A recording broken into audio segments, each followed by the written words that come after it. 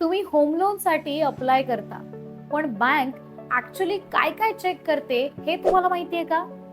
नमस्कार मित्रांनो, मी संपदा आणि तुम्ही पाहताय तुमचं आवडतं प्लॉट गॅप. मित्रांनो, जर तुम्हाला वाटत असेल की तुमचं लोन हे फक्त तुमची सॅलरी स्लिप पाहून बँक अप्रूव्ह करते, तर हे अजिबात नसतं. बँक सगळ्यात आधी काय पाहते तर तुमचा सिबिल स्कोअर.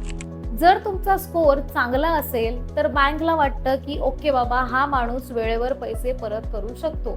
पण जर तुमचा सिबिल स्कोअर चांगला नसेल, म्हणजेच तुमचे क्रेडिट कार्डचे बिल्स थकलेले असतील किंवा मग तुमचं एखादं पेंडिंग लोन असेल, तर तुमचं लोन अप्रूव्ह होत नाही.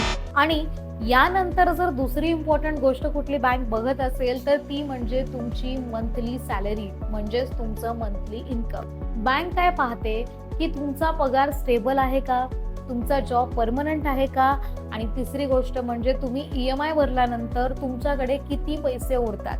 कारण बँकला एक प्रकारची श्युरिटी म्हणजेच खात्री हवी असते की तुम्ही पुढचे 15 ते 20 वर्ष इझिली EMI भरू शकता. आता तिसरी गोष्ट म्हणजे तुमचे एक्झिस्टिंग लोन्स.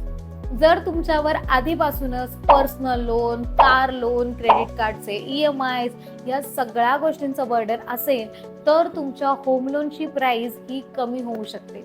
आणि सगळ्यात महत्त्वाची गोष्ट जे बरेच लोक इग्नोर करतात, की बँक फक्त तुम्हाला नाही तर तुमची प्रॉपर्टी सुद्धा व्हेरीफाय करते. कारण जर प्रॉपर्टीमध्ये एखादा प्रॉब्लेम असेल तर बँक सुद्धा त्या केसमध्ये रिस्क घेत नाही. त्यामुळे जर तुम्हाला असं वाटत असेल की होम लोन घेणं म्हणजे एखादा फॉर्म भरणं आणि पैसे घेणं असं असतं, तर असं अजिबात नसतं. कारण बँक सगळ्या गोष्टी व्हेरीफाय करते. तुमचं फायनान्शियल स्टेबिलिटी, तुमचे फ्युचरचे प्लॅन्स, तुमचा सिबिल स्कोअर, तुमची जॉब, सगळ्या गोष्टींना व्हेरीफाय करते.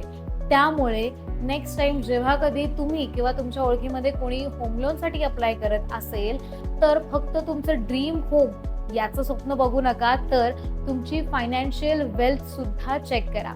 तर मग मित्रांनो, तुम्हाला याबाबत काय वाटतं आम्हाला कमेंटमध्ये नक्की कळवा. व्हिडिओ आवडला असेल तर व्हिडिओला लाईक करा, शेअर करा आणि अशाच नवनवीन व्हिडिओसाठी तुमच्या आवडत्या प्लॉट ज्ञानला सबस्क्राईब करायला अजिबात विसरू नका. भेटूयात नव्या व्हिडिओसोबत.